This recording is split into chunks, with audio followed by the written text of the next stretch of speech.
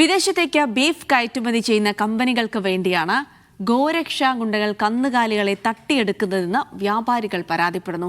ഗോവധ നിരോധനമുള്ള സംസ്ഥാനങ്ങളിൽ നിന്നും വൻകിട ബീഫ് കമ്പനികൾ കന്നുകാലികളെ മാംസമാക്കുന്നതായും വ്യാപാരികൾ ആരോപിക്കുന്നു.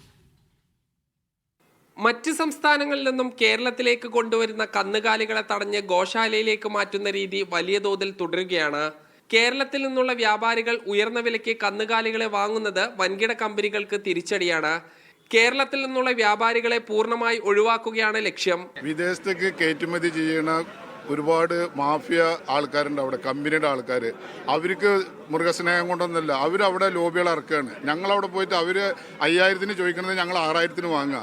അത് അവർക്ക് പിന്നെ 3000-ന് 5000-ന് ചോദിക്കണം മുതലിന് അവർക്ക് 3000-ന് കിട്ടാൻ വേണ്ടിയിട്ടാണ് ഈ വക കളികളൊക്കെ കളിക്കുന്നത്. എന്നാലാണ് അവർക്ക് വിദേശത്തേക്ക് ഇറച്ചി അവർ പറഞ്ഞ ലെവലിന് കയറ്റിവിടാൻ പറ്റുള്ളൂ.